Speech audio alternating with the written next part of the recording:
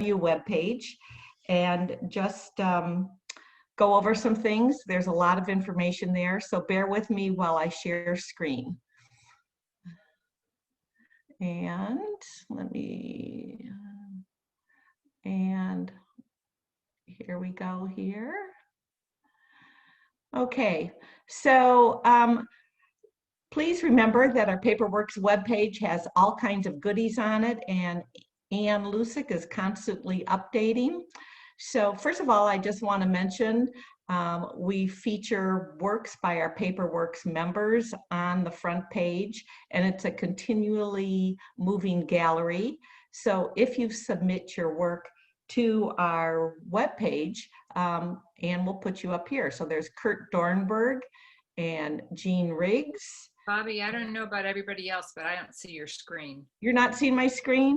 Okay, I thought I did share screen. Hold on.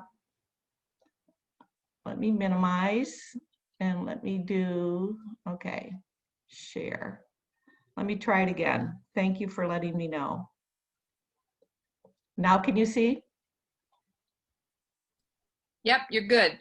Okay, so on our webpage, we're seeing Vanessa Deering's work and Kurt Dornberg's work, one of our original members. He's a beautiful box maker, paper maker. Jean Riggs and Helen Walthier.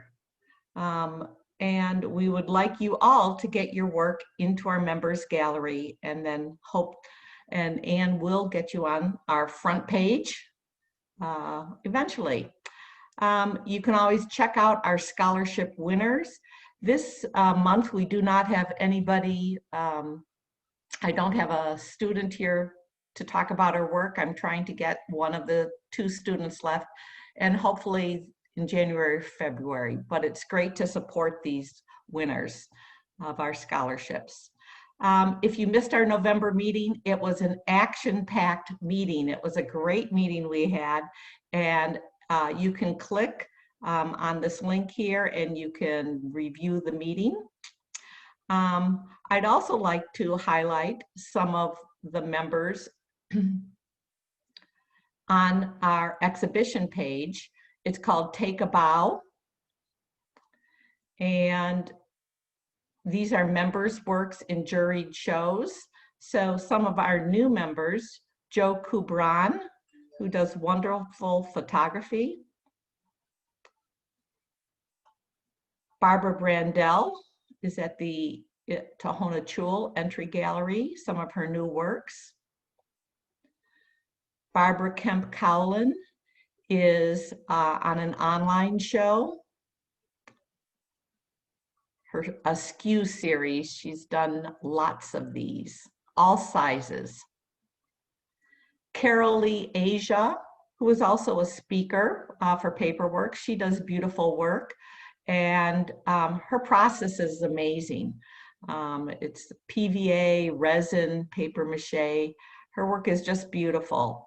So these are recent works. Miriam Ate, our treasurer, is a wonderful fiber artist. We're going to see her studio again, and her beautiful work. That's at Tohono Chul, I believe, in the main gallery. And you can view this online. Helen Walthier does cold wax on cradle board, and she's a beautiful artist. Barbara Kemp Cowlin again, and some of these you've seen. Diana Creighton, so Judy Bjorling, Diana Creighton, CJ Shane, Roberta Warshaw. Judy Bjorling, first place. Jo Anderson, her Book of Snakes at the Tucson Museum of Art. Please go have a look. And Barbara Brandell is also there. And Judy Bjorling, Barbara Brandell, Christine Doughty, Catherine Nash.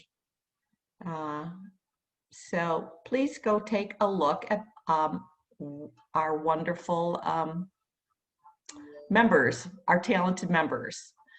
Other things on our webpage. Let me just go up to our members page. And let's see. Okay, let's see.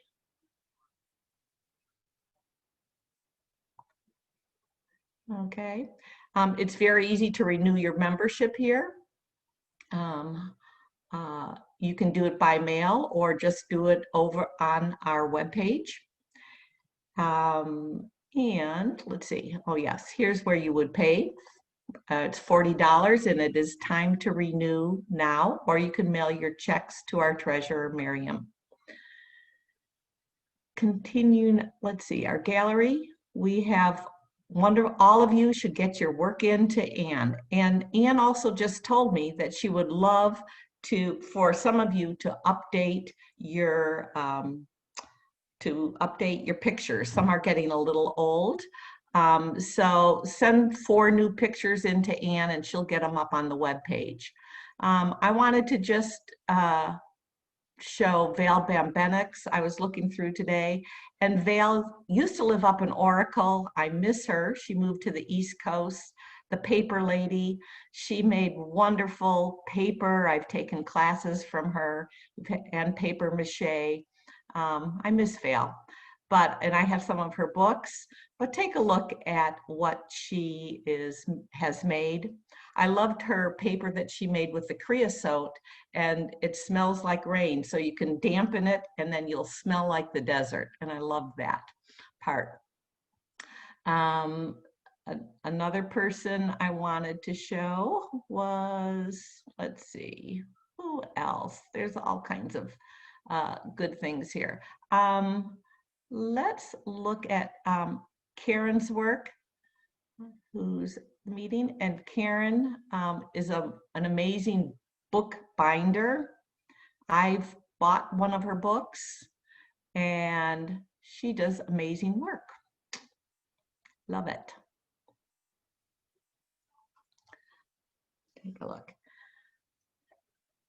Also, Erin Newman is a new member of PaperWorks, and let's see, where is Erin? I wanted to show her. And Erin is a paper quiller and was going to be teaching a class for PaperWorks, but because of COVID, we had to cancel. But take a look at all of her beautiful work. She's won awards, and when things get back to normal, hopefully she can teach us some of her techniques, but they're just beautiful. Okay, coming up, let's see, our programs. You can click on our programs. Bobby, yes? Can you hear me? Carolee Asia just put up 4 pieces in the gallery. Okay. Oh, yes, I was going to do Carolee.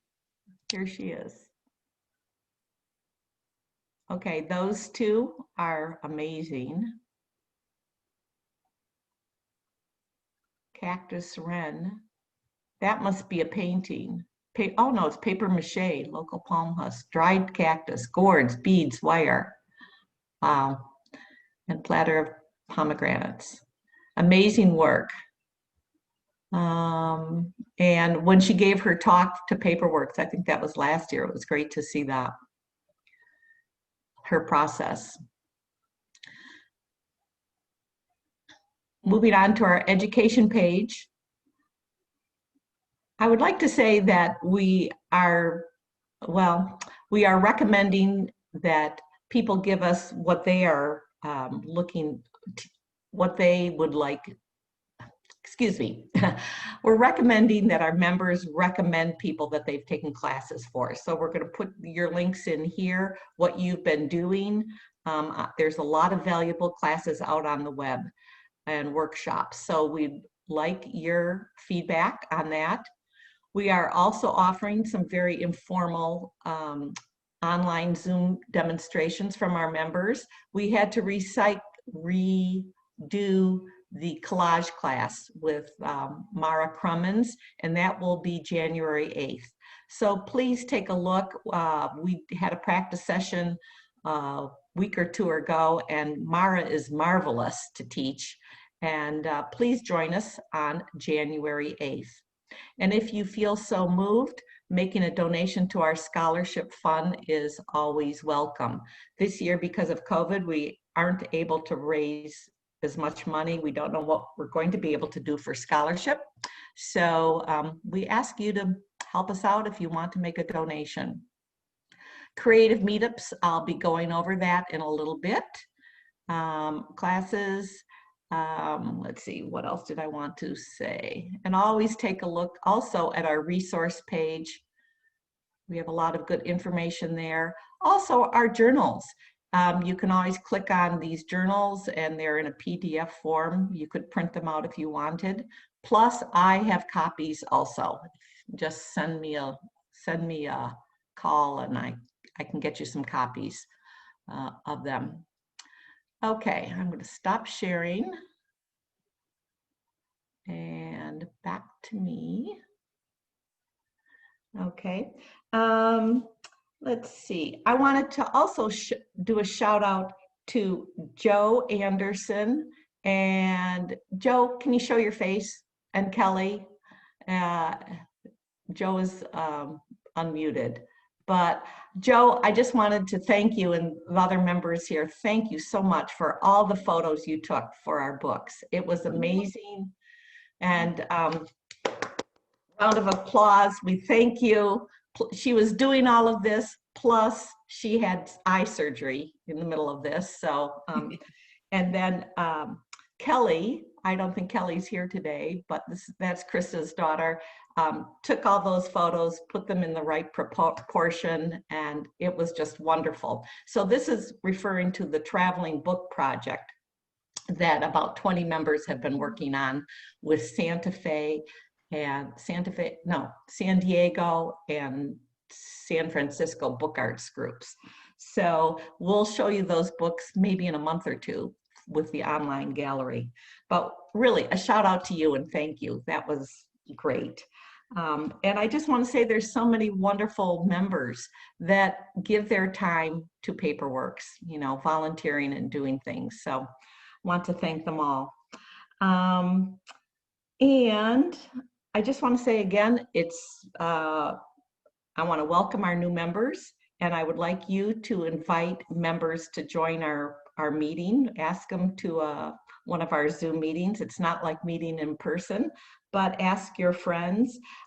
We do need your support to continue PaperWorks. It's been a tough year, and tough year for all art organizations, but we appreciate it if you renew your membership. So now's the time to do that. Okay, let me move on, and I'm going to start with Sue Agnew, if Sue unmutes herself.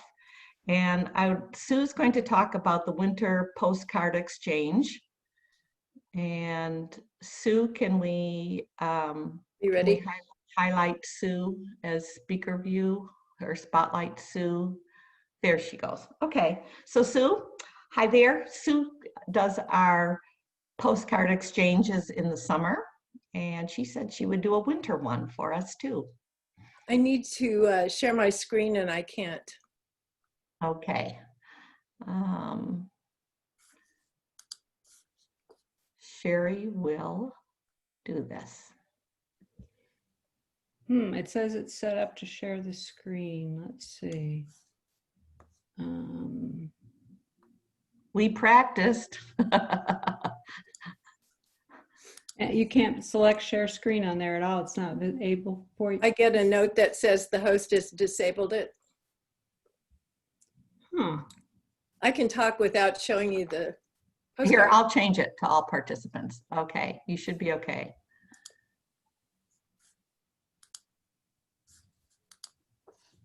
Okay, we're trying something new this year. As far as I know, we've never done it before. It's a winter postcard exchange. And because last summer's postcards were pretty much about it's so hot, I decided not to show those again. But these are some cards from a postcard exchange I did a few years ago about this time of year. And most of them are cards I received. This happens to be one I made. But the deadline for signing up is today. So sign up to exchange cards. If you are interested, send me an email, agnew.sue@comcast.net. I'll put it in the chat in a minute. And when you sign up, you're agreeing to send one card to each of 3 names, which I will send you. And you can do it anytime between now and the end of February. So that's plenty of time. Sign up today. You can do it right now. You can do it after the meeting, but just don't forget. This card happened to be cut from a larger painting. So each one of us who got a card from this person got a piece of the picture. It was a similar painting to this one. You may be thinking you're too busy to pursue mail art right now. And that's why we have it running until the end of February. Like this one, for example, would be a good card for February with the hearts on it. I personally have a letdown in January because I stop getting Christmas cards and I start getting tax information, which is really depressing. So I'm going to do mine starting in January. I'm excited to have something to look forward to. And one really important thing to remember is to take photos of your cards before you send them, which I often, like I'm on the way to the post office and I go, oh shoot. So anyway, take pictures before you send them so we can do a slideshow later. We'll have a reveal at the March meeting, hopefully, of the cards that people sent. So to recap, sign up today, agnew.sue@comcast.net. Send your snail mail address as well as your name, because that helps me to keep everything organized. And you have till the end of February to make and send cards. And don't forget to take pictures before you send them. Thank you. That's great. Thank you, Sue. Okay, any questions from anybody or in the chat I can ask? Okay. All right, thanks, Sue. Let's move on. I think this will be fun, and it's always great to get real mail and art mail in the mail besides bills, so love it. Okay, and thanks for doing this again, Sue. I appreciate it. I just got my name in there and looking forward to it. Okay, let's move on to the Sketchers group. So Sherry, could you highlight Connie Teeple, who is a member of the Sketchers group? Let's see. Talk, Connie, I'm having trouble finding you. Oh, there you are.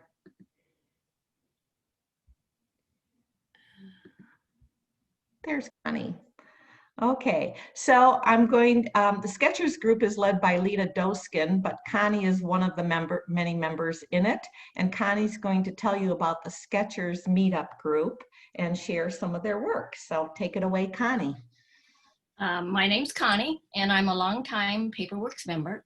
And we have a little Sketchers group. I think we've been together about 2 years, pretty close to now.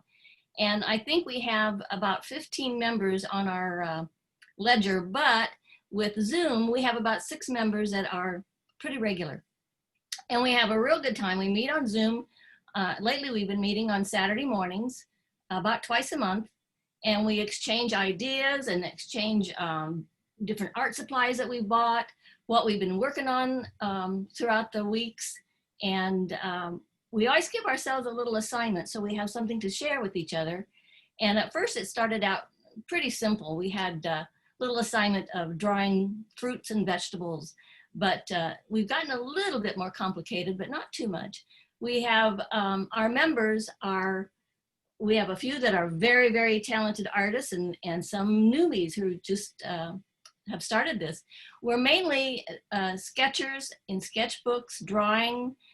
We do mainly maybe watercolor, but we have moved out a little bit to include watercolor crayons and watercolor pencils. There isn't any oil painting and maybe a little bit of acrylics, but we're sketchers. And I have some things to show you of what we've done. One of our members, Janet Clemens, is a retired high school art teacher. So she's given us a few things to think about at each of our meetings. She had us think about the principles of design. And that is when you think of contrast and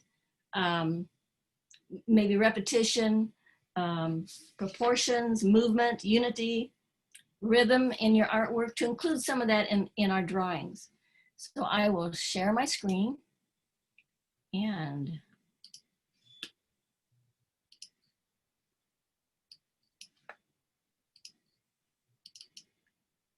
so this is one of our first assignments. Wait, we don't see it. We don't see your screen.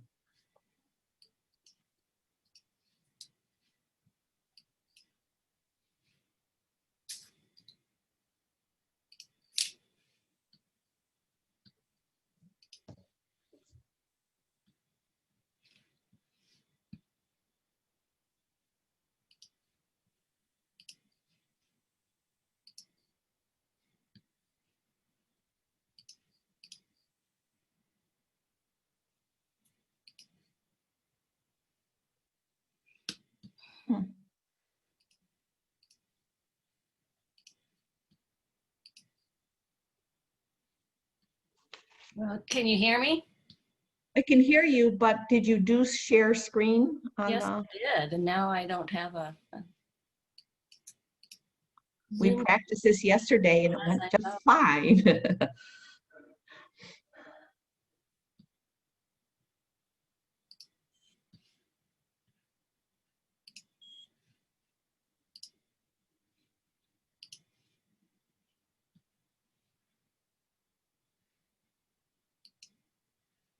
Yes. Okay. Okay. Now do you see it? Can you see it now? Okay. So one of our first assignments was vegetables, just to draw some vegetables. And we could choose our medium, anything that we wanted. And then this one is kiwi. It was fruits. Our next assignment was fruits.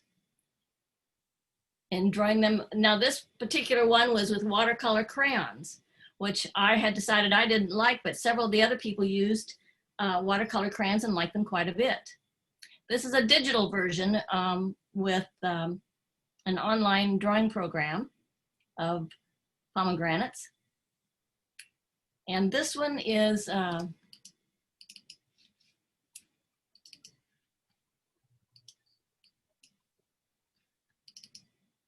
this one is a collage. I'm sorry I can't make that one any bigger.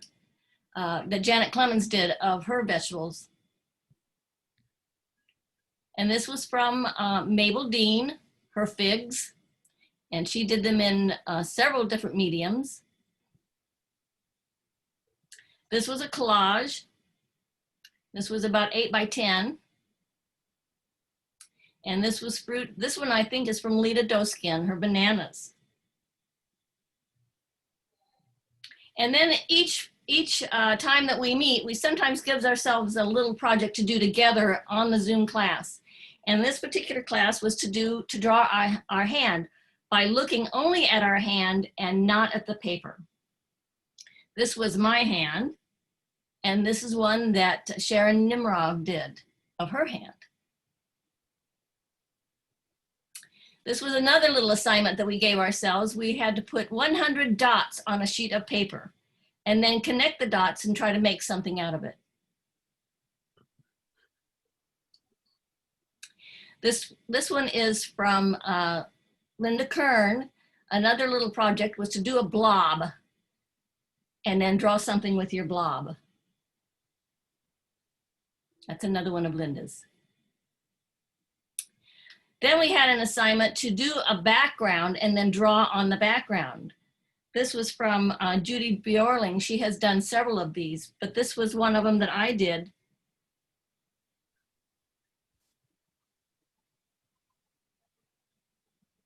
And there's a background waiting for something. And this one is from Judy, one of her drawings that she did. Another assignment was to take letters and just do something with letters. See if I can make this one bigger. There you go. And this is the letter E. And this is a collage. I think this one is from Janet Clemens. These are some drawings from Janet Clemens from some of our assignments to each other.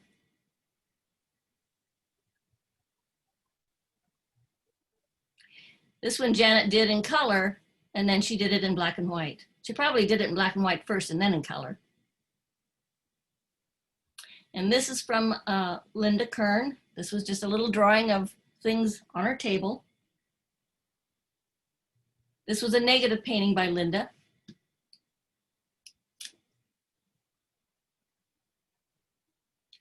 And another drawing by Linda.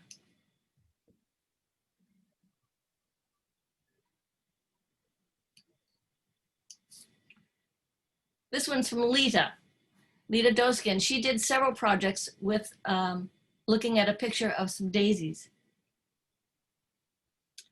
We have a current assignment to ourselves, and it's to take an object and draw it from 3 different angles. This is one that Lita did, and her main object is the blue candlestick in the middle. And this is the same blue candlestick, but at a different angle. And this is from Sharon Nimrov. These are negative paintings. She's got peppers, all kinds of peppers, but the only thing she's painted is the background, the negative part.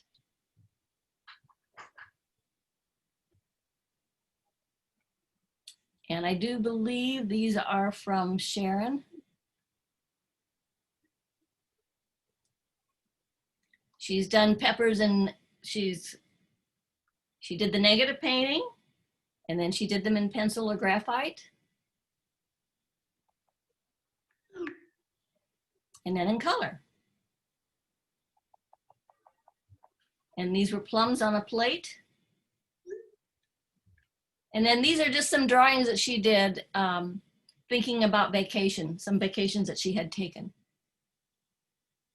One of our assignments was to do our vacation. And just a little drawing. I think she might have done this, one of the paintings, drawings to do without looking too much at your paper, but more at the object that you're drawing.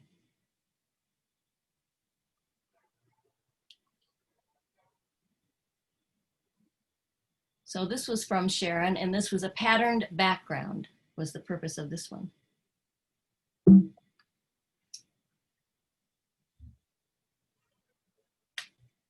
So that's what our little group does. And we, like I say, we meet usually twice a month. We're meeting just once a month in December. We have such a good time, and it keeps us sketching. That's great. Are there any questions for Connie? What about the meeting and about the sketchers? They meet via Zoom every 2 weeks, and if anybody is interested in joining our little group, I will put Lita Doskin's email in the chat, and you can email her and ask to join our meeting, and she'll send you the Zoom connection. Great, great. Thanks, Connie. It was fun seeing all of the work from everybody. I loved doing that. Can you stop your screen share?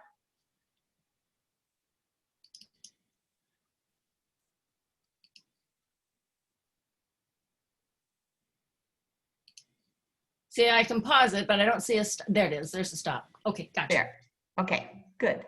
So thanks, Connie. That was a great little talk, and it's a great group. You have about 12 people who are in it, but usually about, you said about 6 or a half show up for the Zoom thing. We have 6 that are pretty regular on Zoom. Great, great. So.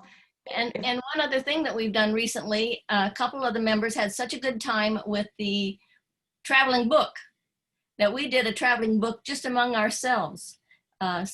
Each one of us made a little book and sent it around to the 6 people on Zoom. And so we have our own little traveling books. I love that. That's great. Okay, well, thanks. Well, I hope you get some more people to sign up. And I'm a member of it. I don't go as much as I should, but I have enjoyed when I've been there. And before COVID, they were meeting at coffee shops and just good places to sketch. And those were fun meetups. Okay.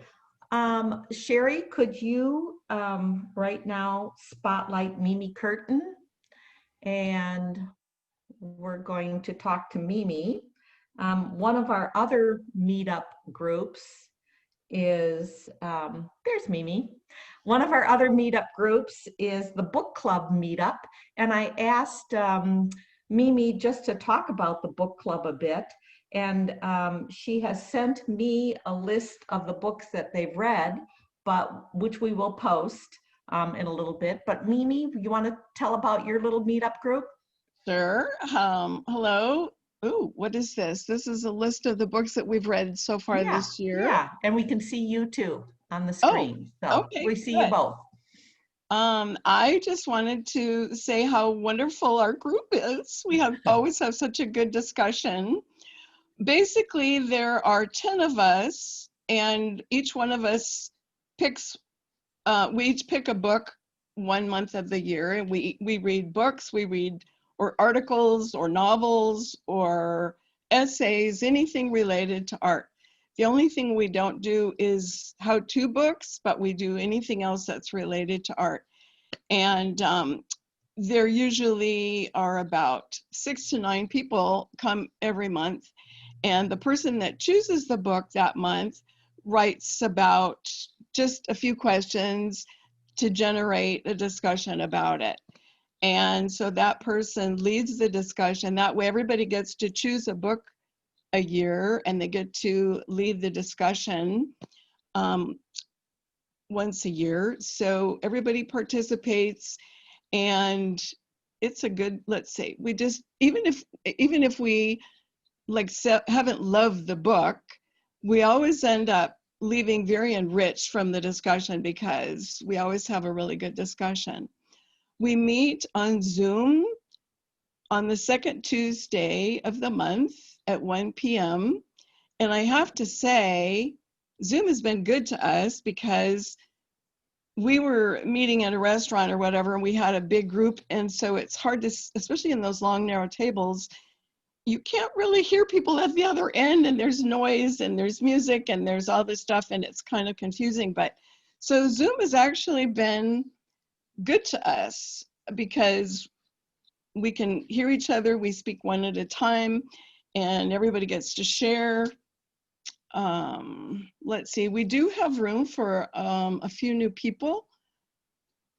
We, as I say, we want to make sure we don't want like a ginormous group just because we want everybody to be able to share and participate. But I think, 12 or 13 people would probably be fine because that way each person gets a month, and usually somebody ends up having some emergency and somebody has to substitute. So,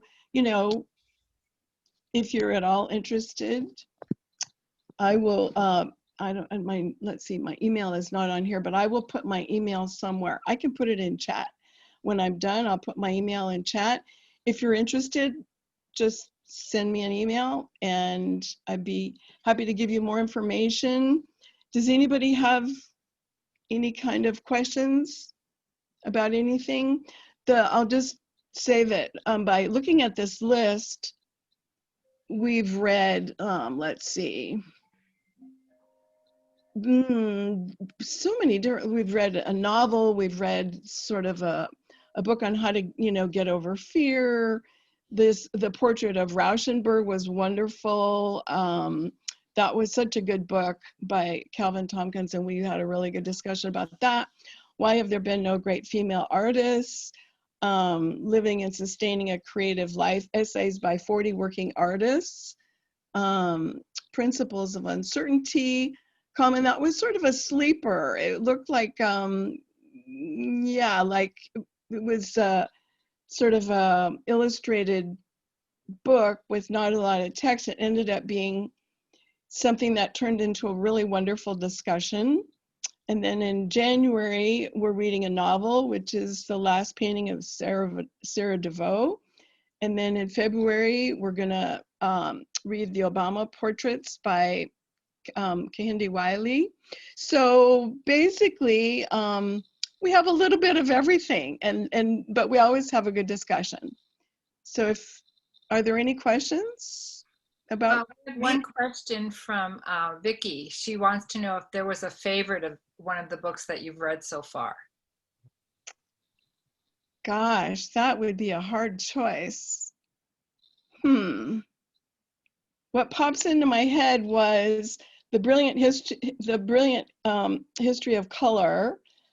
And it was, I don't know why exactly, except that it was anecdotes about how color evolved in different places in the world at different times, and like from ancient China and Egypt to, modern synthetic colors, and then they had each, anecdotes that were so interesting about, for example, there was white paint that had lead, and ladies started using it on their faces because they thought it was, so chic, and then they started dying. And there was one especially, I don't know, beautiful young woman or whatever, and she died at age 25 or something from lead poisoning from using all this lead on her face. I always think of, anyway, there are so many different books of different kinds that we've read. And so we just always end up having a wonderful discussion about it. And it's all art related. Anything, art related is possible. Mimi, I just need to check. Did I get the day of the month wrong? I was thinking you were meeting on the third Tuesday of the month. Like the next. You know what, Rebecca? You are right. You are right. Okay. I am wrong there. Okay, just want to be sure people got a hold of you. Third Tuesday. Absolutely. Thank you.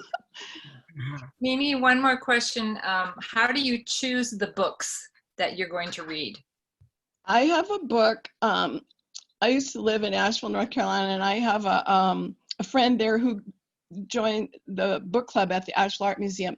So I have a 10-year list of books that the Asheville Art Museum chose, but also it's just as kind of a backup, as a reference. If there's nothing burning in your mind that you really, really are interested in reading, it's a kind of a reference. You could look at the list and choose something.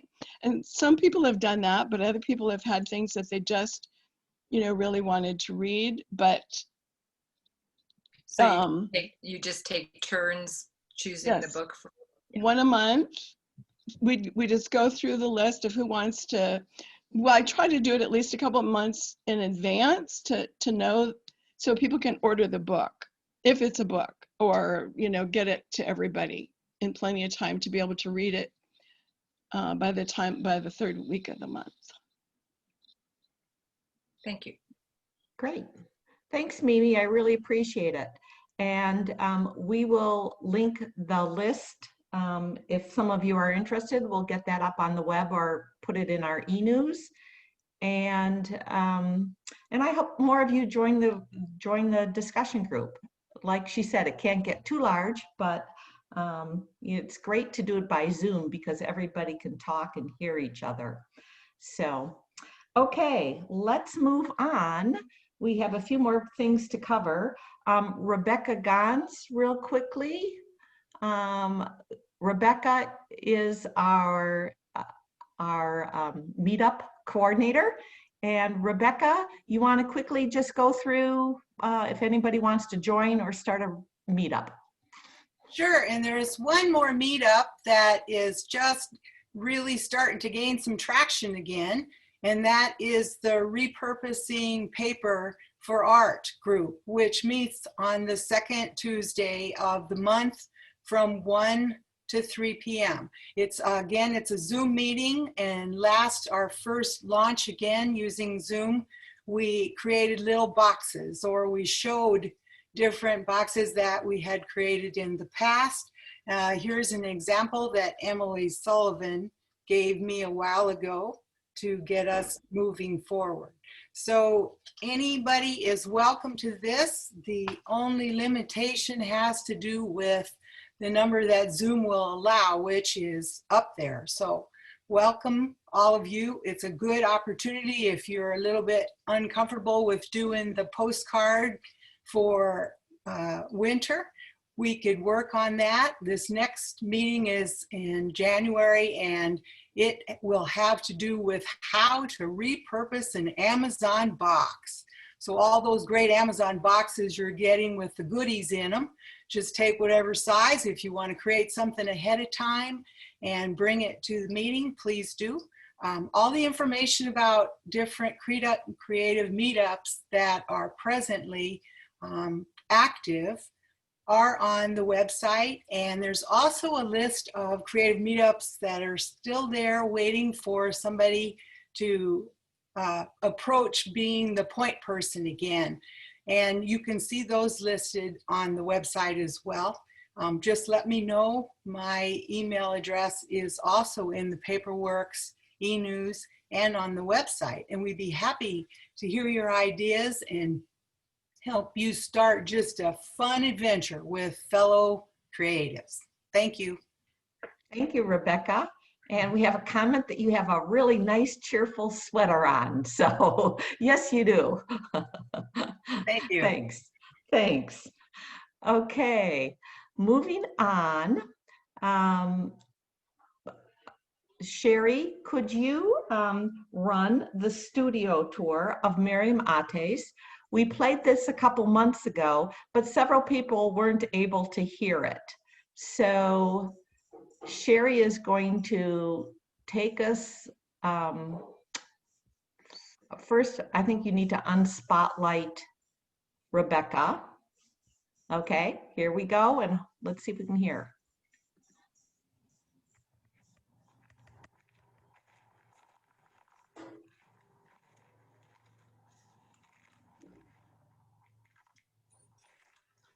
Well, hi, welcome to my studio. I'm Miriam Adi, and I've been a fiber artist for about 20 years.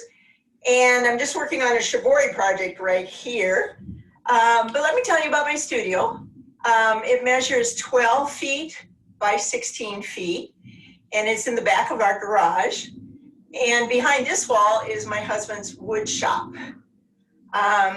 I refer to this as my wet studio because I wouldn't dare bring my sewing machine and serger near any of this paint or dye. So let me give you a tour of the studio. And Don and I are going to change filming. So I'm going to start right to the right of the door. This is my dye kitchen where I mix up all the fabric dyes. You can see you never can have too many containers there. And I make up paste and resist. And then over here is my place to record what I'm doing, sit watch the hummingbirds outside my window. And coming across here, more books for inspiration and ideas. And then this is my print table. Which I think you can see it's a Costco table on legs, so it's up to my height. And then on top of the table, I've got a plywood and some batting from carpeting and some old sheets from Goodwill. Then over here is my design wall, which is just insulation boards from the hardware store. And it's really great to be able to back up and look at my designs as I'm developing. Fabric storage, some experiments with silk scarves. And over here I was testing some complementary colors with fiber. In the far corner there is an old cabinet that we had when we remodeled the kitchen. So I store my silk screens and paints and distressed areas. More storage. And then here is, coming back to the dye kitchen, is my refrigerator with all my dye stored in it. And you can see I have quite a selection of lovely colors like boysenberry and grape. the ones I'm working with now. And then we come back to my door. And I thank you for letting me share a little bit of my paradise. That was wonderful. Sherry, could you thank you for doing that. And, oh, I'm just wondering, am I muted?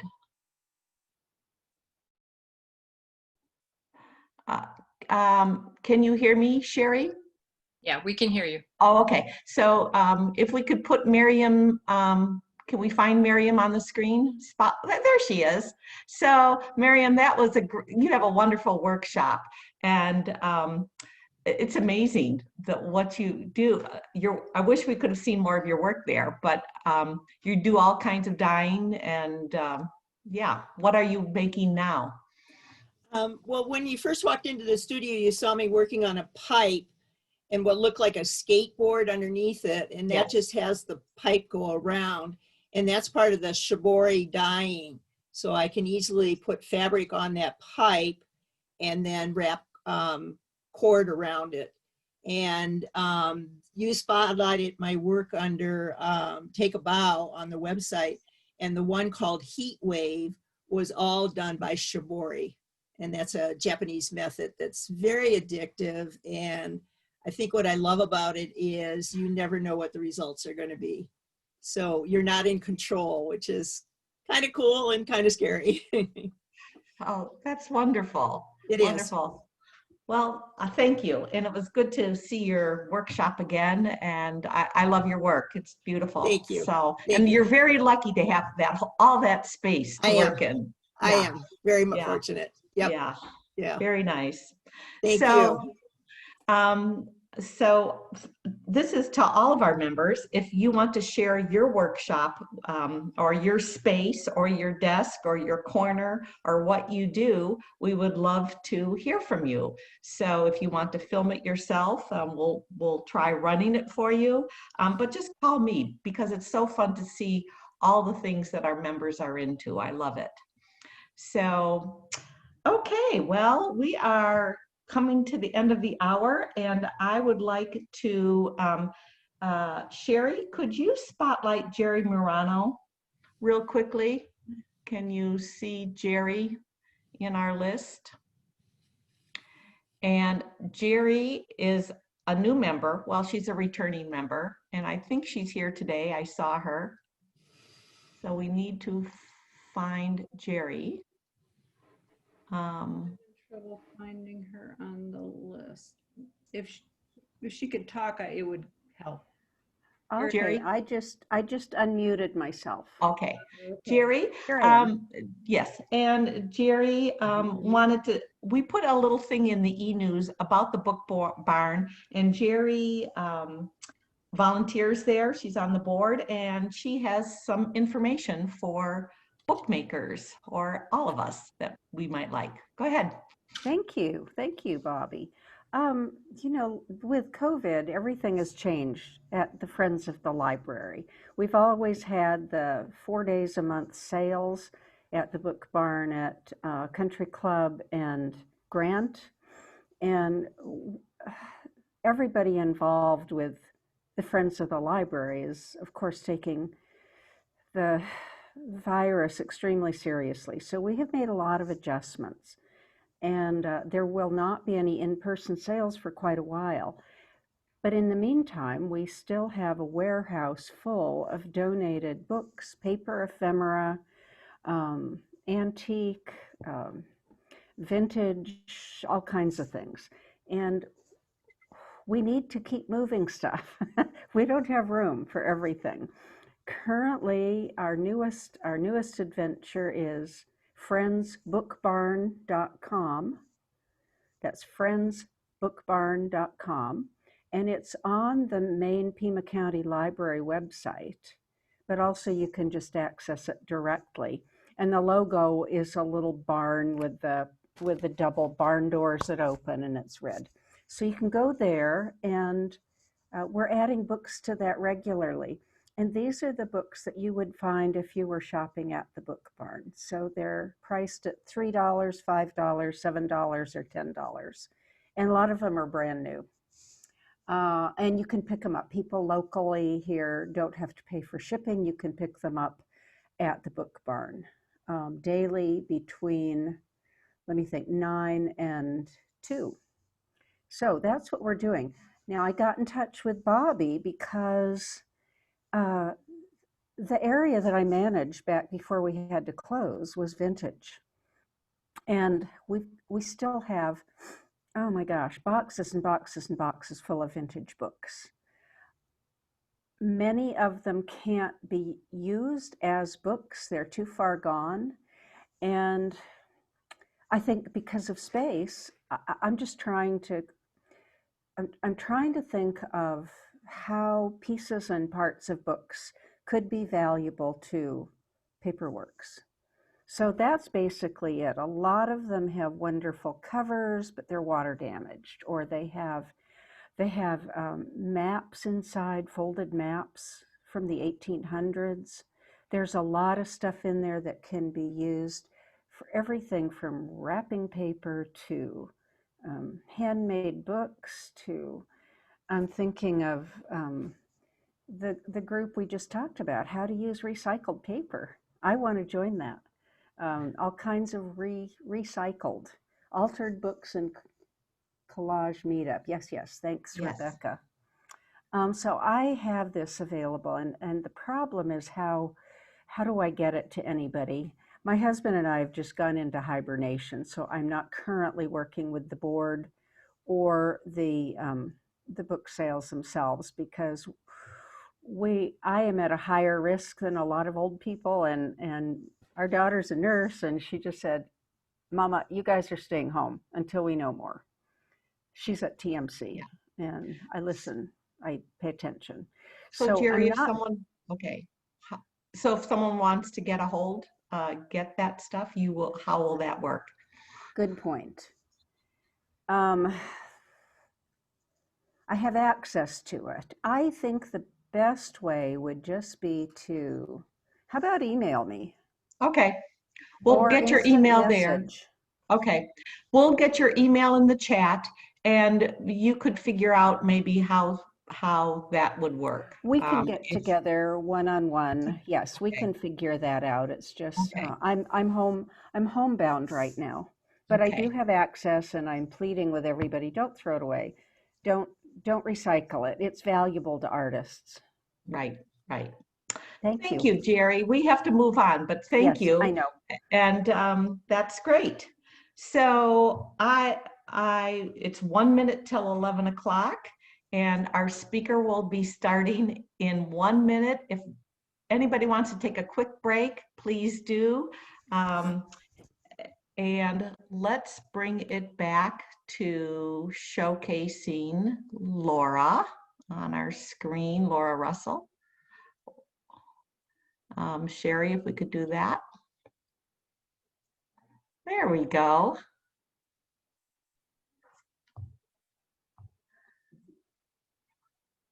And Laura, Hi, you're there, we can hear you. Okay. Can you hear me? Yeah, I can hear you, and we didn't get much of a break between the meeting. This was great. We filled up a full hour with lots of good information from our members. But first of all, I want to introduce Laura, and the reason I know her was I've always heard about 23 Sandy Gallery. It's a wonderful gallery up in Portland for book artists and book artists from all the world. And so when we go to visit our kids in Portland, I have been to the gallery on Sandy. In fact, my kids live off of Sandy. So, and in the meantime, they have gifted me a couple of artist books from 23 Sandy Gallery, which was just wonderful.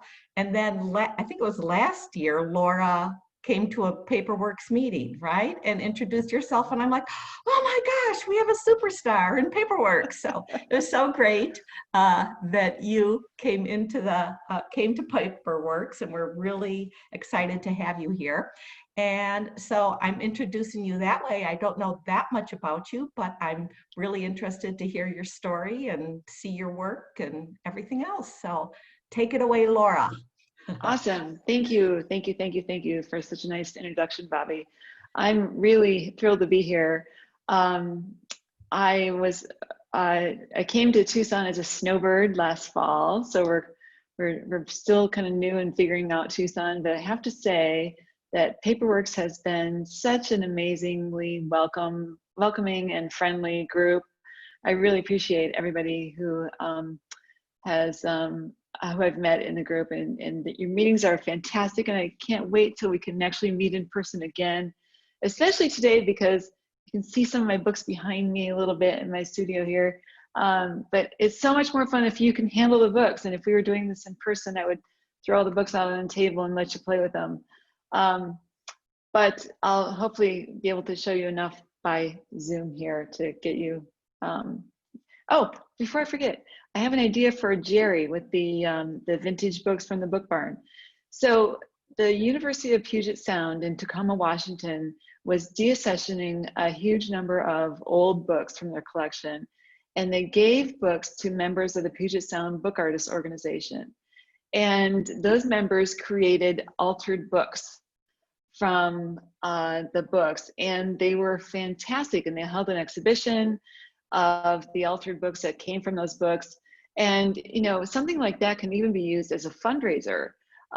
If you have an exhibition opportunity, you can sell those books to generate money for the scholarship fund or something along those lines. So there's my thought. If you go to the Puget Sound Book Artists website, you probably can find a catalog of all the books that were created from those old books that they deaccessioned at the library.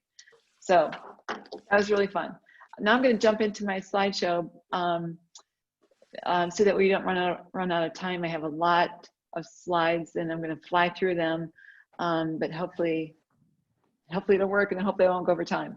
So I'm going to share screen. Mam koniec tego. Już wysłany. Świetnie. Ale słyszę, że ja mam Good. Okay, there we go. So I am, okay. You, slideshow. Okay. So I am, oh, wait a minute. It's playing automatically. Oh, excuse me. I apologize. It shouldn't be doing that.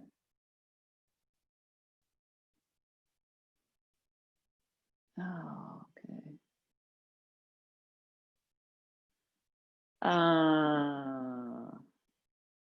Okay, we're going to switch that. We're going to go back to Keynote because that shouldn't be playing automatically.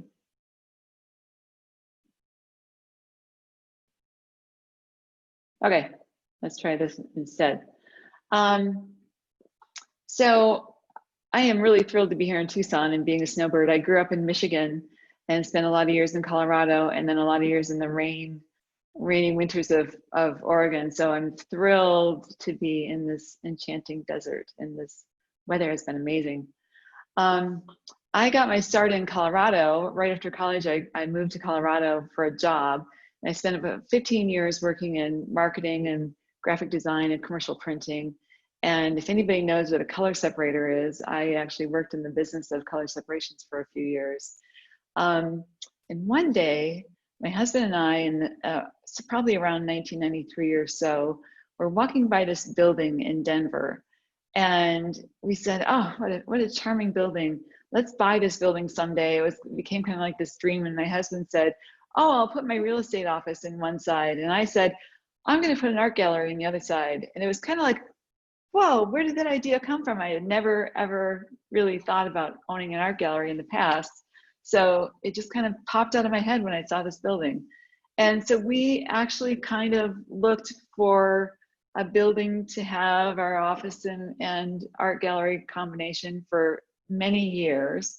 And in 2007, we found this building.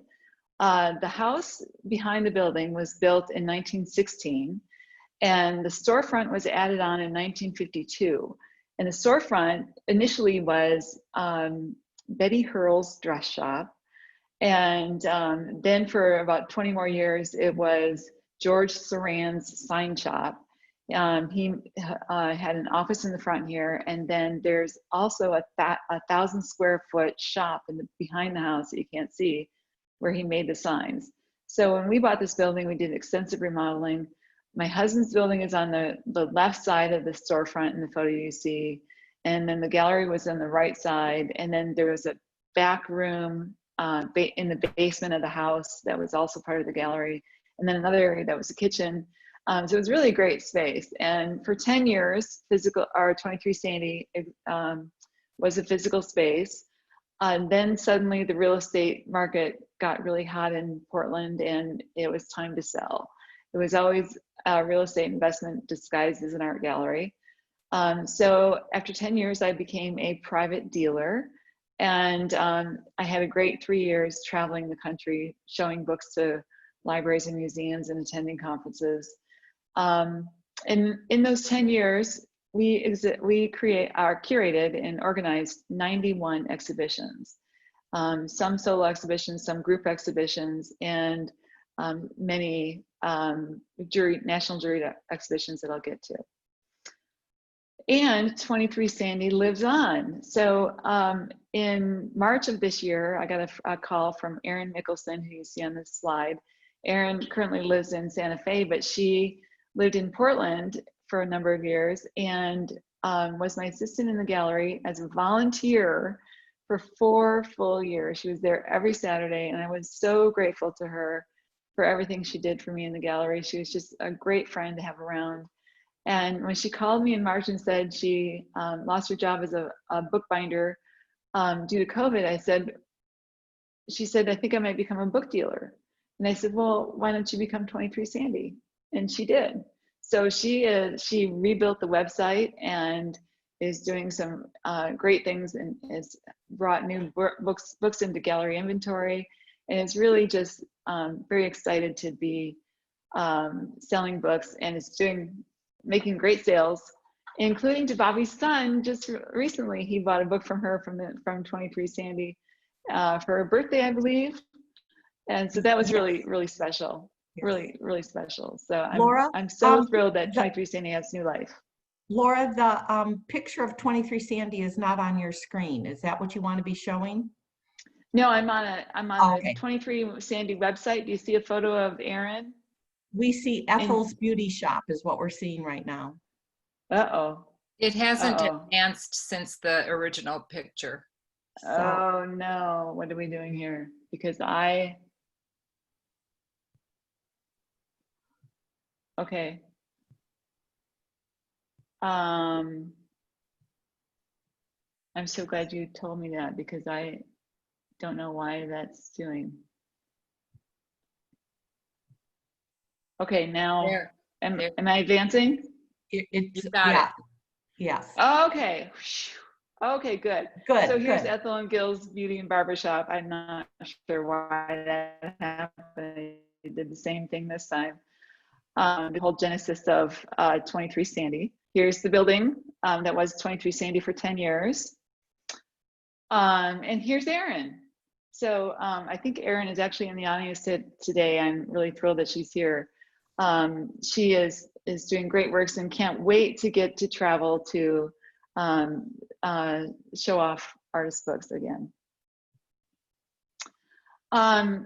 Over the 10 years of 23 Sandy's physical space, we organized 19 international juried book arts exhibitions. We put a call for entries out, always had several international artists, generally had about 50 books in every exhibition. These are the first on the top row are the first 4 juried exhibitions we had. And after that are the covers for the rest of the juried exhibitions. So we had a total of 16, how many did I say? 19 international juried exhibitions, sorry. And these are the covers from those exhibitions. It was really, I loved the juried exhibitions. We did 2 a year. They were huge productions. We always had a lot of artists who came for the openings. And I mailed these catalogs to libraries all over the country, and they purchased books for their library collections, which was just really gratifying to be able to write checks to artists.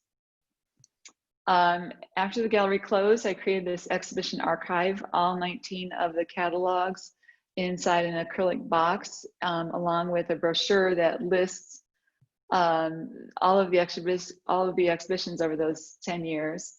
And in fact, this plexiglass box with the catalogs is now in about 10 libraries and universities and museums around the world. And in fact, I also sold a copy of this archive to a new book arts museum in South Africa.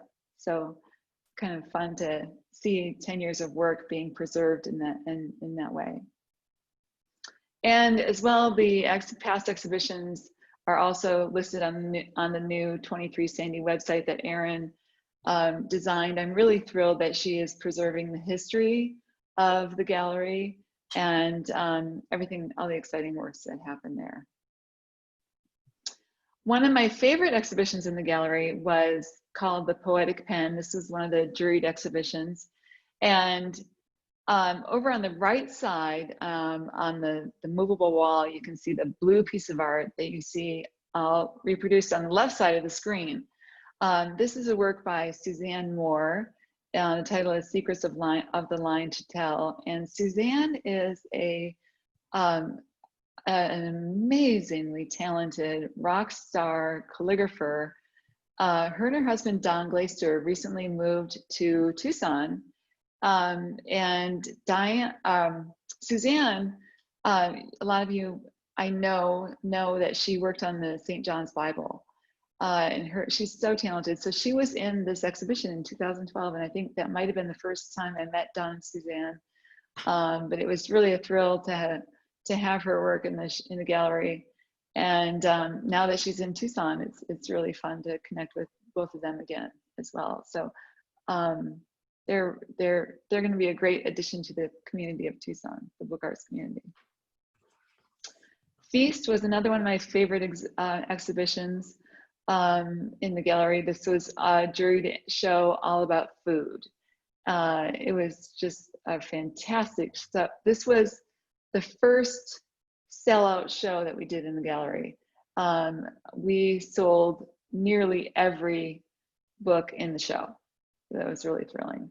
And especially because the Michigan State University bought a large number of books from the show because they have a collection of books in their special collections department about cookery. And all of a sudden I'm not moving, so. Okay, another favorite exhibition we did was called Hello Haiti. Haiti Kyle is a dynamo that I'm sure everybody in this group knows. She has invented more book arts structures and styles than anybody I could think of. She's had a long, illustrious career as a bookbinder and a book artist. We did a national juried exhibition called Hello Haiti, and people submitted works using Haiti structures. And Haiti came to Portland and taught a workshop, and it was just one of the best workshops ever. It was really fantastic. She's such a huge influence on so many book artists' works. This was the last juried exhibition in the gallery, was called Built. It was all books about architecture and the built environment. It was a really great show to go out on. It was also a sellout. I think we sold nearly every book in the show to libraries or museums or people who come in the gallery. It was really a high note to end the gallery's physical life on. We also did several installations in the gallery, as well as solo shows by other book artists. But this is one of my favorite installations. This is by a Tacoma, Washington artist named Holly Sen. And she made this paper mache tree, and it kind of hung from the ceiling. And then she made these horse chestnuts as well, that out of paper mache. And she covered all the walls in the gallery with these panels that had book pages, vintage book pages attached. And then she painted the tree outlines in black on top of the pages, book pages. So it was really just this beautiful environment she created in the gallery. It was really a fantastic exhibition. In 2011, we did this exhibition by Mary Bennett. Mary found a box of index cards in a dumpster one day, and they were by, they were the archive of a writer. And back in, they were from the 60s and 70s, and back in those days before the internet, if you were submitting your writing to literary journals, you would make an index card like this, usually one for each piece of writing you had, or possibly for each publication, and you would keep record of who you submitted to and when that transcript or manuscript was due back to you, and if it got accepted into the publication. And Mary counted up all of these cards where she attached to the wall. There are 1,983 rejections and 3 acceptances. So this writer toiled for all these years at her kitchen table, submitting her works to these publications, and it was only accepted 3 times. I consider that just amazing perseverance. So I created a series of 6 that I promised would be someday be 10, and I'm hoping still will be, thank you books. They're one-sheet books. They're all 11 by 17, and they're all on the 23 Sandy website. Currently, you can click on the menu at the top that says archives, and there's a pull down that says 23 Sandy thank you books. And these 6 little tiny books you can cut out and fold. There's instructions on the sheet.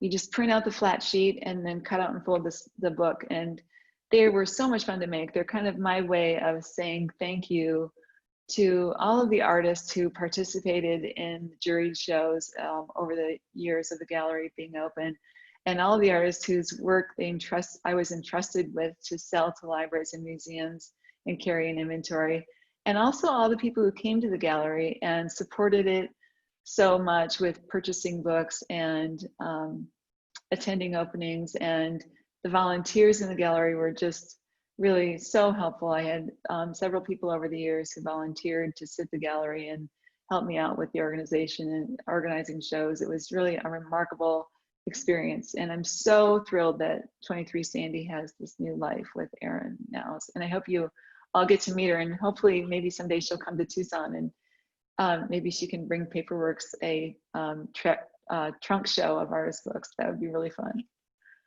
So now I'm going to talk a little bit about my own work. I was bitten by the book arts bug on April 24th, 1997. And it happened when I was a member of the American Institute of Graphic Artists organization. We had a meeting one day at this Two Hands Papery, which was a store in Boulder, Colorado. And Two Hands Papery was a store owned by Diana Phillips, who is a bookbinder, really talented high-end bookbinder. She sold handmade papers, stationery, pens, all kinds of things like that. And that night for the AIGA members, she showed us papers from her store. She showed us a slideshow of books taken from Shireen LaPlance's cover-to-cover book, the seminal how-to book of the book artist that I think is really responsible for our modern day explosion of interest in the book arts that we all have these days.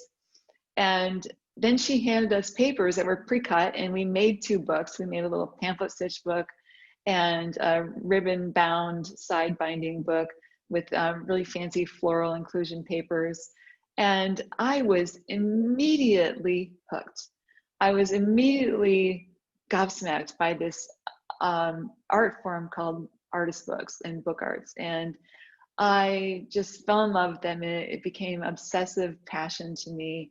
And I have even traveled all over taking book arts workshop by Book Arts Obsessed. Laura Waite was the head of the president of the Guild of Bookworkers in Denver at the time, and she held workshops in her studio. So I took every single workshop that came to Denver. I traveled as far away as Guatemala to take workshops. And in this photo, I'm at Paper and Book Intensive in Saugatuck, Michigan, taking a workshop in 2015. So I just became absolutely obsessed. I felt like I found my tribe and found my calling. And it was really an amazing experience on that April 24th, 1997 at Two Hands Papery. When I started making books and taking all these workshops, it took me about 5 years to sort of find my voice and know what I really wanted to do. I made painted books, I made collage books, I took classes on fine binding, I learned how to make leather-bound case bindings with Priscilla Spittler, I took workshops with Tim Ely, just a whole list of very talented binders of all different forms, very artistic bindings and very formal bindings. I learned everything down to gold tooling as well. And I really discovered that artist books were my thing. And I really loved making artist books, one of a kind or small editions. But it wasn't until 2002 when I went, oh my gosh, this is it. I've been a photographer since I was in middle school. I can use my own photographs in books. And it really was an epiphany. And I started making photographic artist books, and I have rarely stopped since. This book was Lakeside Amusement Park, which used to be right outside my kitchen window and just across a little golf course. And I think it still is an amusement park that was built in the 40s in Denver. And it really had a really amazing neon and signage on all the rides. And at the time I was a graphic designer, so I was really interested in this lettering form on these neon signs. And I would use the letters in graphic design projects or as drop caps in graphic design projects. I was taking photos of all different kinds of things in the environment, and neon signs really kind of drew me in. And this was the first book I made using my own photographs. And it had a leather cover. It was a case-bound edition, and it was really, I still go by this amusement park when I visit Denver, and I'm thrilled to have documented this place. Then I followed that up with Colfax Day and Night. Colfax is a street in Denver that runs east to west, and there is some argument that Colfax is the longest continuous street in America. It's hotly debated, but I'm going with it. I like that. So I traveled the Colfax Avenue, the entire length of it, and I've photographed all of the vintage neon signs in the entire, I think it's 28-mile length. And I photographed the signs both in the daytime and at night. And this book is a gatefold book with a plexiglass cover. And so you can open the pages to see the same signs day and night. And Denver at the time, I was shooting these photos in 2000 or the early 2000s, and Denver really had not preserved their signs, but the climate there really preserved them well. They weren't altered, they weren't fixed up, felt very original. And it was just a great project to travel the street and document it. Sometimes it was in some pretty rough neighborhoods that I was shooting these signs at night. So my husband wouldn't let me go alone. So he drove the car, and I jumped out and took photos real quick. So it was very fun. Then I became entranced with brick wall ghost signs in Colorado. Colorado, having a dry, sunny climate, preserved these signs very, very well. There were a lot of mountain towns in Colorado that were built in the late 1800s, and the signs were painted up until about 1940. So I traveled the entire state of Colorado and documented brick wall ghost signs across the state. I even had a map on my studio wall, and I highlighted every town I visited, and I looked particularly for mountain towns and the old mining towns, and they all have great old brick buildings and really fantastic signs. And this book was called Colorado Wall Dog. It also was a leather-bound case binding, and then became a print-on-demand book after this case binding sold out. This is my favorite brick wall ghost sign. And this is what the definition of a ghost sign is it's previous iterations of signs that have kind of worn together. And I got a kick out of the talk earlier about the mention earlier of white lead paint, which one of the reasons these signs survive so well is that they were painted with lead paint, which I'm sure the sign painters who were nicknamed Wild Dogs weren't so proud of that. But over the years, the signs kind of meld into each other. And I love that this one seems to imply that snowdrift shortening is delicious and refreshing, and that Coca-Cola is for cakes. I returned to the Colfax neon signs again for another book in 2013. This one's called Nocturne. It's a tunnel book, and on the right you see what you look at when you look down the tunnel.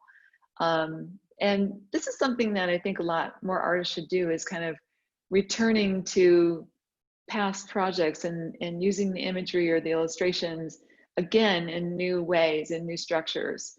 I think it's a really great way to get to know your subject better and work with the project in new ways. This book was really a special book. Excuse me. Parched. One day in about 2004 or so, my husband and I were driving through Detroit, and we saw all these burned out houses. And I was really shocked to see these just shells of houses. And in some ways, it looked like a war zone. It was really just depressing. It was sport to actually burn houses if you were a gang member. And I one day was in Saginaw, Michigan, visiting my family, and I said to my mom, you know, I'd like to go down to Detroit today and shoot photographs of these burned out houses. And she said, oh, you don't have to go to Detroit to do that. You can do that right here in Saginaw. So her and I jumped in a car on 9 o'clock on a Sunday morning, and it was 6 degrees out. It had just snowed. And we drove around the Potter Street neighborhood shooting photographs of burned out houses. And it was very tragic. The house you see on the right actually has a baby crib inside the front door. So it was really a very emotional day to go through this town and see all these burned out houses. And this is the retail district of Potter Street. There's a great old train station there. On the left, you see a bar that my grandmother and my grandfather used to frequent. It was owned by a friend of my grandfather's. And the blue building, the building with the blue storefront on the left, what used to be a storefront, or a shoe shop that my grandmother used to visit. They used to have the finest shoes in town. But the neighborhood now is vacant, completely desolate. This is very inner city. The Saginaw River is on the left side of this map. And this neighborhood is about 7 blocks by 4 blocks. And we documented 52 burned out or boarded up houses. And since we shot the photographs of this book in 2005, those have all been torn down by Habitat for Humanity. So it's kind of reverting back to woods. It's really a heartbreaking situation. It's continuing and not getting any worse. And these houses, you can actually buy these houses in this neighborhood now for about $5,000, lock, stock, and barrel. And it's pretty remarkable compared to what we're used to for prices in the West. This is my book called Casa Mia. I traveled to Barcelona, Spain, and had just an amazing trip discovering Antoni Gaudi's architecture. I'm going to read you a little bit of a poem that is part of this book. This is a miniature flag book. It's a 2-layer flag book, another Haiti Kyle's flag book structures. But I never really have seen a miniature flag book. The poem reads, Casa Mia, Gaudi's sentinels dance across the roof, guarding the skies, curving, sensuous, undulating, ventilating. Chimneys, stairways, vents, all living, breathing. Helmeted warriors protecting his dream. his vision of beauty and art and the glitter of truth. Antony proclaimed, the straight line belongs to man, the curved one to God. Amen. So this was where I kind of became really interested in writing poetry as well. And since this book, most of my books have also involved poetry, my own poetry. And I can't say that it's even good poetry. It's not, but it's really, really fantastic to be able to feel like I can round out my images with words and have them be my own words and my own voice. In mid 2000s, we moved to Bellingham, Washington, and I traveled the entire length of Highway 99 in the state of Washington. Now, Highway 99 runs all the way from Canada to Mexico, and it's the original interstate highway. So there are tons of old vintage neon signs, brick wall ghost signs, shaped buildings and barns, and just all kinds of great roadside Americana. And I traveled the entire length of Highway 99 in Washington and documented everything. And this on the right is the map of all of the sites that I photographed. So you can kind of do your own driving tour of the map. And on the left is the book, and the book is a single layer flag book. The flags don't turn like a flag book does because they don't alternate, they just go all in the same direction. And you can fold up the book and stand it up. And it's really, really a fun book. I'm sorry for those beeps. I forgot to turn off notifications on my phone, so on my computer. I'm very embarrassed by those. Then I finished volume 2 of Hit the Road, was the state of Oregon, after I moved to Portland in 2000, somewhere in that area. So this is the Portland version of that book, and I'm currently in progress on the California version. I've shot the photographs all the way down from the border of Oregon to just a little way south of San Francisco. And one of these days want to return to California and shoot more photos after COVID ends, hopefully. Oh, this one's really fuzzy, unfortunately. I consider myself a bit of a cultural documentarian. I really love the idea that I can document these vintage roadside Americana items, signs, lettering, neon, the brick wall ghost signs, the shaped buildings that are all so endangered by development in real estate and the changing ideas of what's beautiful in our country. I think the sign on the left is really beautiful, even if it's blurry. I'm not sure why that is. And sadly, that sign was replaced by the sign on the right. And it's just such a tragedy in my mind. I'm sure that somebody came along and offered this hotel a good chunk of money for the seal sign, and it's probably just in somebody's private collection now. There's even an organization called the Society for Commercial Archaeology, which I became a member of and attended their conference in Seattle in 2004, which is where I shot this sign and a lot of the books for the Washington book, a lot of the photos for the Washington book. This book is called Goodwill and Salvation. My mother, for many, many, many years, was an absolute Goodwill addict. She shopped at Goodwill every single day. She loved it. And if I was visiting her in Michigan, we'd spend the days shopping. If she was coming to visit us, we would shop all day too. And she was happy because she shopped all day, and I was happy because I took photos. So I would just wander the stores taking photos until somebody came to me and said, "What are you doing? And why are you taking photos in our store?" So I documented what I saw in these stores. And this book became a lot about the pairing of images. The China porcelain dolls, figures, bride figures on the left, paired with the photographs of the bridal dresses abandoned at Goodwill. And then on the right, there are the big burly G.I. Joe men who would never be caught dead in plaid polyester pants. So this was a really, really fun book to work on. It's one of my favorites because, oh, I forgot there's my mother is in the book, so I didn't include her in this. Don't tell her, she won't know. After that, I documented this. This book is called Bless This House.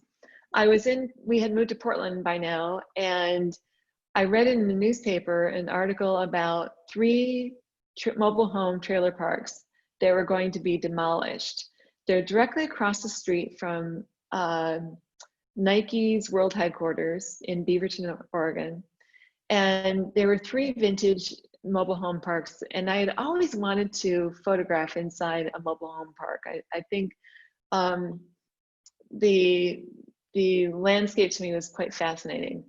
So I found a writer named Nicole Baumer, and we decided to collaborate on a project. So we drove out to these 3 mobile home parks. They were all connected. And for about 3 years, we walked the parks and interviewed the tenants who lived there.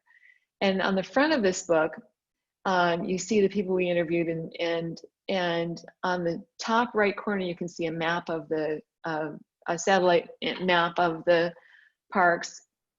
This book is huge. It's 16 inches tall, and it's 55 inches wide when the accordion is opened up. And the front side is the stories of the people we met, and the back side is the demolition and the destruction that they faced. There were 247 people, our families, who were displaced when this land was redeveloped. And they finished clearing the land at the very beginning of the Great Recession.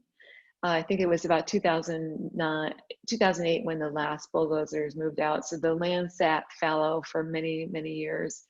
And it's only now just recently been redeveloped into strip malls and a health club and some really awful, tightly packed in apartment buildings. So this was a really heartbreaking project to work on, but it felt like we were telling some amazing stories. There's a guy in a baseball cap that you can see in the middle on the lower panel, and he said, Nicole asked him if he was afraid of being homeless, and he said, yeah, it's no big deal, I've been homeless before. So it's just really heartbreaking. The guy at the top in the middle, the old guy with the blue jacket, he said, I'm not leaving here. They're taking me out in a box. And he was literally the last trailer standing. And we don't know how he left, but we imagine it probably was in a box. Bless This House, after the Handmade Artist book that you see there, became a print-on-demand edition that included Nicole's writings as well as my photographs. And a really great thing happened with this book. It's a woman who worked on a commission with the state legislature. They were trying to get a bill passed through the state that would create a loan system to loan money to co-ops of residents of trailer home parks and allow those residents to band together and buy the park.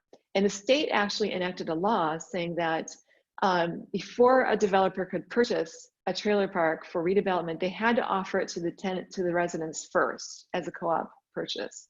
And the state actually was voting on whether or not to create a $12 million fund to fund the purchase of these parks for these residents. It was a loan program, low interest loans. And so this woman purchased 100 copies of our print-on-demand book and sent them to every legislator in the state of Oregon, and other people who were involved in this bill that they were trying to get passed. And it passed. They sent the books out, and they used slides of my photographs in the speech they gave at the State House. So that was really a thrilling accomplishment in my mind. This is my girlfriends and I all riding our bikes to the Oregon Capitol to celebrate this happening. It was really kind of a thrill. My next book is called Anything Helps. I'm continue to be astounded by people who are so desperate that they have to stand on a street corner with a sign asking for money. I think it's just heartbreaking, and it really became a big hot button in Portland. They actually tried to create some laws at some point to outlaw flying, that's what homeless people call this, is they're flying a sign on the street corner. And so I went around and I purchased these signs, often for whatever they asked for, $5, $10. And I carried blank cardboard in my car that I could give somebody new marker and new cardboard if I had taken their last sign. And I created this artist book, and it's bound into vintage wallets. So it's a variable edition artist book because each wallet is a different vintage wallet and a different size, and I kind of have to adjust the size of the book each time. And it includes these cards on the right that tell the stories of the people I met, because everybody has stopped to ask if I could buy their sign. I asked them why they were on the street and what was happening to them. And like the sign on the very right says she's a graphic artist. She can paint murals. She knows Photoshop and Adobe InDesign. And I thought, God, that is so heartbreaking. That could be me. So this is a really special, important book to work on in my mind. I have a little bit of a confession in that I am a graphic designer, so I was really drawn to signs that had great lettering or a great message, and those were featured in the book as probably a little more stronger than some of the others. But I still have these signs, and one of these days I want to make a book just out of the signs themselves. No, this is the center spread of the book. It's a pop-up of a sign that this artist, the graphic artist, I got to know her. Her name is Katie, and I purchased about 4 of her signs from her over a period that she was living in one particular corner near my house. In 2015, I went to the Paper and Book Intensive in Saugatuck, Michigan, with the assignment to create a book about Diana, the goddess of the hunt, for an exhibition at the University of Washington. So I spent a lot of time in the woods surrounding Oxbow, which is where the Paper and Book Intensive is held. And it was surrounded with deer. I come from a deer hunting family in Michigan, and I found this chair in the kitchen of the Oxbow that had a deer painted on it. So my Diana book had to be about deer hunting. And this book started out with this structure I was learning at PBI, and it's by an artist named Kevin Steele, who's currently in Atlanta, and he calls this the woven accordion structure. And you make 6 different accordions, or it can be a variable number of accordions, and you sew them together with pamphlet stitches. And when it comes together, it looks like this. And this is the book I created at PBI in 2015 for this exhibition at University of Washington. It's titled Magnificent Beast, and it's photographs of modern day Dianas, women who deer hunt. And it's paired with text that's excerpted from Ovid's Metamorphosis, the story of Diana and the deer hunter Actaeon, who this deer hunter sees her bathing in a stream, and she turns him into a stag, and he gets eaten by his hounds. And it's really a terrible story. But this book kind of celebrates modern day Dianas. And this is the structure. It's really a great structure. If you ever are looking for a workshop post-COVID to bring to town, Kevin Steele would be a great teacher to have to come to town.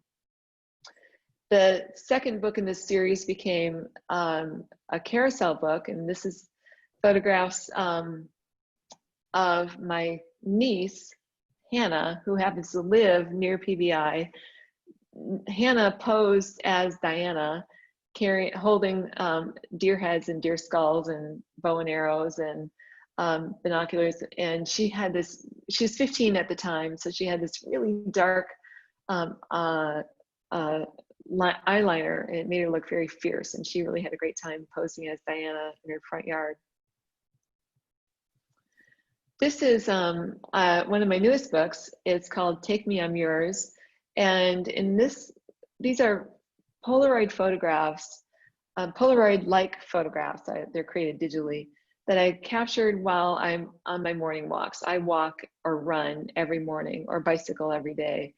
And I stop and take photographs. Mostly these are in Portland, but other places, of abandoned furniture on the side of the road. And I think of this furniture I think of this book as sort of a singles ad. Remember way back before the internet, when you wanted to sell something, you would take a Polaroid photograph and pin it on the grocery store bulletin board. That's kind of like what this is like. And I thought about how I met my husband, which was through a classified ad in a weekly arts newspaper in Denver. And I thought about lonely hearts and how lonely this furniture looked.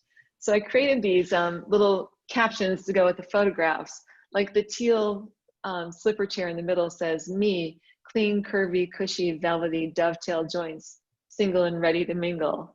And the white, oddly disconnected couch says, "Traditional values, looking for deep connections and long, slow Sunday mornings." And then there's the two golden chairs that I just love these. Ever fantasized about twins, attractive, long-legged golden beauties ready for good times. So each of the photos of the furniture in this book has another fun saying like that, and fun pickup line. And I really had a blast with this book. It was nice to do a book that wasn't deep and emotional for a change. It was just kind of light and fluffy and fun.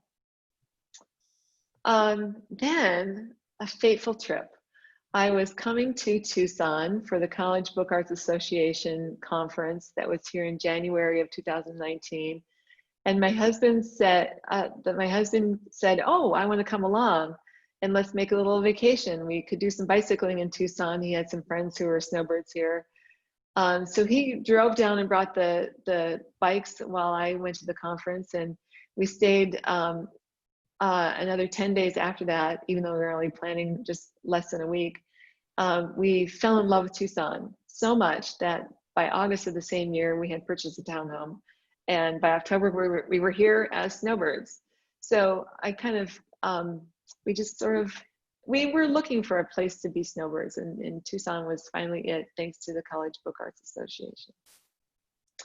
So the Tucson desert has finally brought me a new book. This is my newest book, the last book I'm going to show you. It's called Sentinels of the Desert, and it is a Haiti Kyle, pivoting panorama structure. That in this structure is in her new book. That if you have her book, it's really a great structure to work with. The panels you'll see, they kind of pivot as you open the book. The front side of the book is a timeline of the life of a saguaro cactus from seed to skeleton. And it shows you how after 40 years or more, it can be, or 150 years or more, it can be 40 feet or taller. And you can see my friend Nancy there taking a photo from down below. So that's the front side of this book. And on the back side of this book is a poem about the saguaros and their life cycle and the devastation that they face due to wildfire. And it's a little bit about the June bighorn fire and this buffalo grass invasion that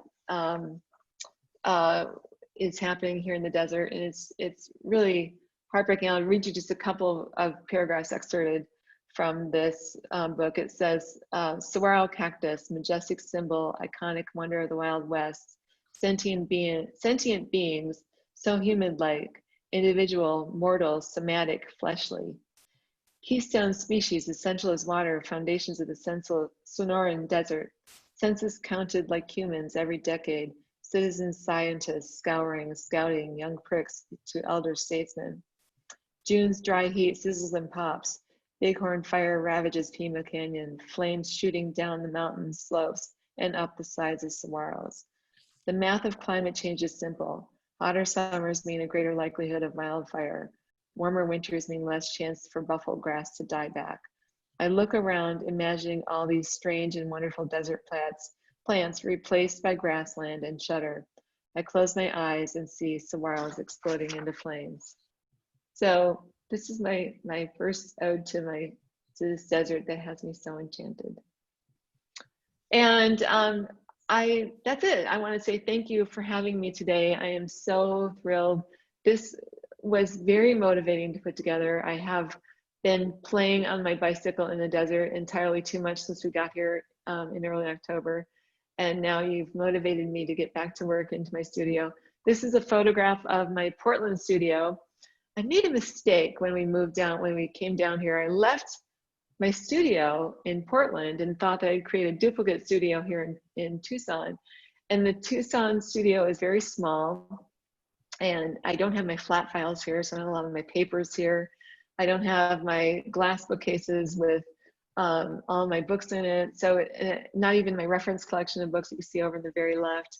But it's slowly kind of coming together. I got a great paper cutter here in Tucson now, and kind of adding things. And someday I think a lot of this stuff in my Portland studio is going to come to Tucson as we spend more, now that we're up to spending about 8 months here a year and only going back to Portland for the summer. I might have to bring more stuff down here. So that's it. Thank you very much for everything. Oh, Laura, that was just wonderful. What Awesome. a great talk you gave. And yes, it's so great to know about you and your history, and the books you've made are amazing. So when we meet in person, if you could bring those books, I would love it. I would love it. Happy to. Yeah, that would be so fun. we have some great comments here in chat. Beautiful work. Thank you for your wonderful presentation. Krista says, love all. We are so glad you're here in Tucson. Thanks for sharing. Judy, I think, says the Swaros are the ancestors of the natives that have been here for centuries. And that is in the book. Yes, and there's a couple stanzas in the book about the reverence that that they have for these cactuses and their ceremonies they use with the cactuses as well. I didn't read an excerpt from that because I don't know how to pronounce the Tohono O'odham. I'm terrible with pronunciation, so I didn't read that on purpose. I know, I get caught on that too. I get caught on that too. So, Laura, your books are so powerful, very creative. Love both the socio-political work and humor of the found furniture. That was a great book, The Found Furniture. Yeah, just wonderful. Anybody have a question or want to unmute themselves and ask Laura a question? I have a question. It's Michelle. Hi, Laura. That's just Hi, Michelle. It's so good to see you. Thank you. And having a photography background, and my husband's photography, your earlier photography books, did you take them to a printer, have them printed out the size you want them, and then you bind them? No, I actually printed them myself. So my early books were in the very early days of inkjet printing from at home.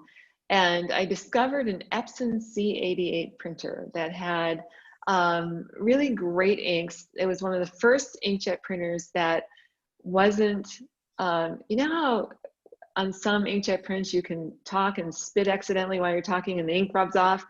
Well, these Epson inks were some of the first inks to be light fast and smudge resistant and nearly archival. So they were really great quality inks, and they were kind of the precursor to pigment inks that we have in our really good printers these days.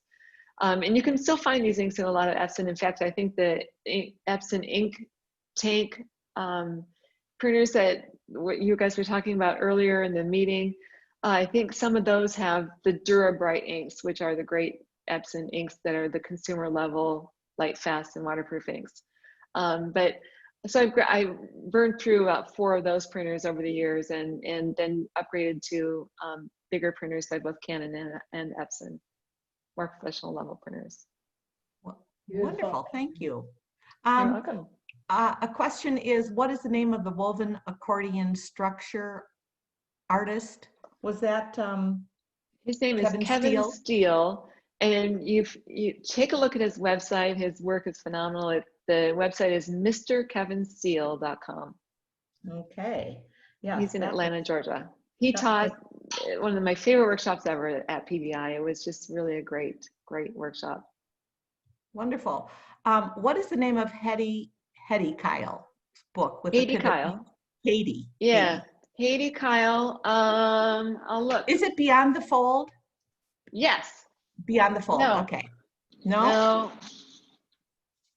This one was written with her daughter, correct? Right, it's The Art of the Fold. The Art of the Fold, okay. Yep, that's the title. Yes, several of us have that book and it's fun working on the structures there. It's such a good book, such Yeah. a good book. And Ula, Haiti's daughter, is an architect. So the instructions are very well detailed and the drawings and the illustrations in the book are really well done. So it's for complex structures, it's an easy book to follow. Yes, I agree. Mm-hmm. From Joe Anderson asked, Casamila book, the form name again? The form? That is a flag book. It's a miniature flag book. So miniature books are any books that are 3 by 3 by 3 inches or less. Okay. This one show I never got around to doing in the gallery. I always wanted to do a miniature book show. But it's a flag book and it's just a 2-layer flag book. Okay. Mm-hmm. Yeah. And you can find photographs of all of these books on my website at laurarussell.com if you want to get a better look at them. Okay, and we'll make sure we publish that in our e-news, the follow-up to this. So great, thank you. Rebecca is asking, how does the book with furniture collapse or fold? Isn't it just a accordion book? Oh, there. I'll show you.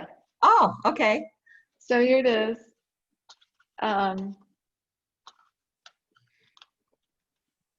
So it's an accordion spine.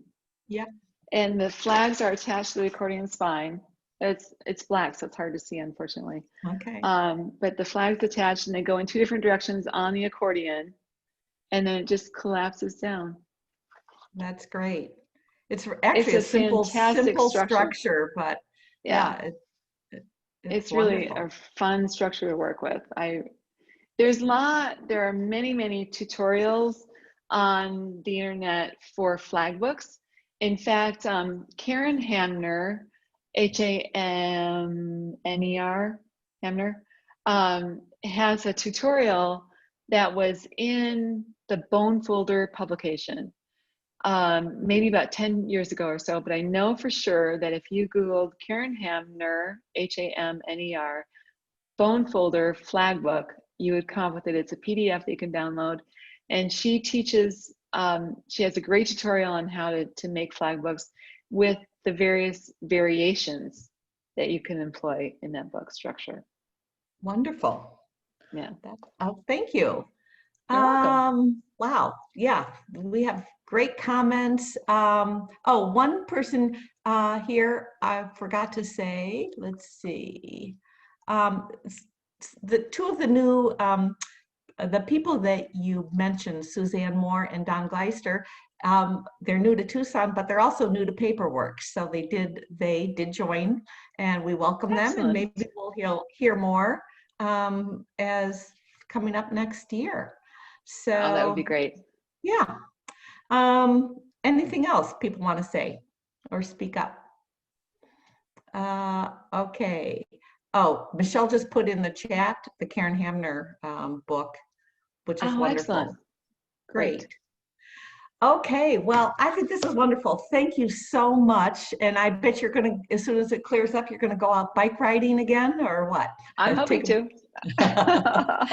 Good for you. Well, we're so glad you're here in Tucson. And I want to just thank everybody who came to this meeting. Tell your friends. We're going to see you in January. Is our next meeting, and we're going to be featuring Mabel Dean, our founding member. It's our 20th year. We're starting off, so we have a lot of great things planned for this year. So thanks everybody, and tell your friends. We've recorded this meeting and we'll get the links up on our webpage pretty soon. So thank you, Laura. Thank you. Thanks everybody. Bye-bye. Nice to see you all. Nice to see you.